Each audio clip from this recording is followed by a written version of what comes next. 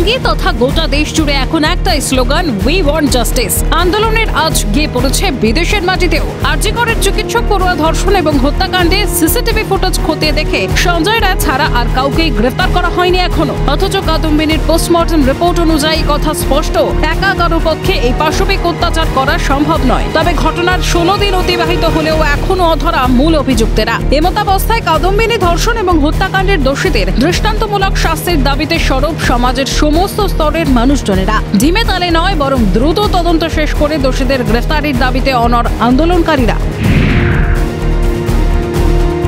কাদম্বিনী ধর্ষণ এবং হত্যাকাণ্ডের প্রতিবাদে পথে নেমেছে ভবানীপুর মেট্রো ইনস্টিটিউশনের প্রাক্তনীরা। তদন্তে অগ্রগতি আনতে হবে এবং যত দ্রুত সম্ভব বিচারের দাবি জানান আন্দোলনকারীরা।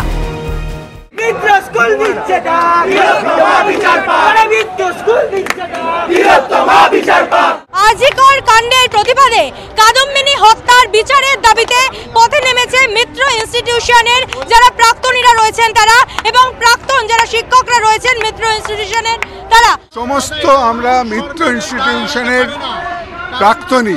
আমি 1972-তে হায়ার সেকেন্ডারি পাস করেছি মিত্র ইনস্টিটিউশন থেকে।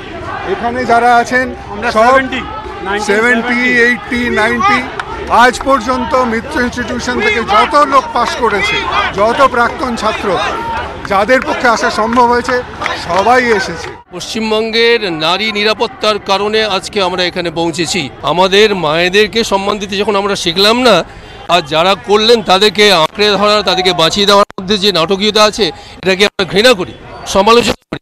আমরা চাই যে সরকার এটাকে লুকিয়ে রাখছে, বাঁচিয়ে রাখছে, তার পতন হোক।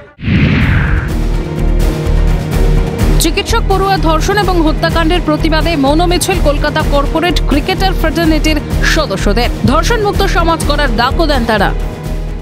আরজি কর কাণ্ডের বিচারের দাবিতে এবার পথে নেমেছে cricket fraternity. Kolkata corporate cricketer ফ্রেটার্নিটির যারা সদস্যরা রয়েছেন তারা আজকে একটি প্রতিবাদ মিছিলের ডাক দিয়েছেন। আজকে আমরা ক্যালকাটা কর্পোরেট ক্রিকেট ফ্রেটার্নিটি থেকে আজকে এখানে একত্রিত হয়েছি। আমরা এখান থেকে একটা শান্ত প্রোটেস্ট র্যালি বার করছি, বাট আমরা এখানে কোনো রকম স্লোগানস করব না। আমরা সবাই ব্ল্যাক মাস্ক পরে হাঁটবো, আস্কিং ফর জাস্টিস। আরজি করে যাই এত বড় একটা দুষ্কৃতি হয়েছে, তার জন্য আমরা জাস্টিস চাইছি। আর আশা করি ইন্ডিয়ার যে আজকালের অবস্থা, যে ইন্ডিয়ার 87 রেপস পার ডে রিপোর্ট হচ্ছে, শুধু এই ইনসিডেন্টের জন্য না, আমাদের আজকে যে আমরা র্যালিটা বার করছি প্রত্যেকটা রেপ ভিকটিম আর তাদের ফ্যামিলির সাথে আমরা সলিডারিটির জন্য আমরা আজকে হাঁটবো। আজকের দিনে আমার মা, আমার বোন, আমার মেয়ে কিন্তু এখানে সুরক্ষিত ফিল করছেন না। তো এইভাবে এই জিনিসটা কখনো অ্যাকসেপ্ট করা হবে না, এটা আমরা মানবো না। ঠিক আছে, এটার জন্য জাস্টিস চাই। আগরপাড়ার স্থানীয় মানুষরাও কাদম্বিনী হত্যাকাণ্ডের বিচারের দাবিতে মৌন মিছিল করেন। বঙ্গে নারী নিরাপত্তা সুনিশ্চিত করার দাবিও জানান তারা। আমাদের কাছে এটা খুবই দুর্ভাগ্যজনক যে আমাদের এখানে একজন মহিলা মুখ্যমন্ত্রী, অথচ তার সেখানে এরকম একজন মহিলা ডাক্তারের উপর নির্মমভাবে ধর্ষণ হলো, খুন করা হলো। এতগুলো দিন হয়ে গেল, এখনো অবধি তার কোনো বিচার হলো না। এবং এই যে এক্ষুনি শুনলাম যে ডাক্তারবাবু বললেন যে যারা দোষী বলে সাব্যস্ত তারা এখনো অবধি ডিউটি করে যাচ্ছে, সেখানে আমাদের মতন সাধারণ মহিলার নিরাপত্তা কোথায়? কাদম্বিনী ধর্ষণ এবং হত্যাকাণ্ডের পর 15 দিন কেটে গেলেও এখনো নিশ্চিতভাবে কোনো তথ্যই উঠে আসেনি যে কারা কারা এই কাণ্ডের সঙ্গে জড়িত। কবে এই হত্যা রহস্যের কিনারা হয়, এখন সেদিকেই তাকিয়ে সকলে। ক্যামেরায় সায়ন চক্রবর্তীর সঙ্গে রেশমি দাস এবং শান্তনু আচার্যের রিপোর্ট, ক্যালকাটা নিউজ।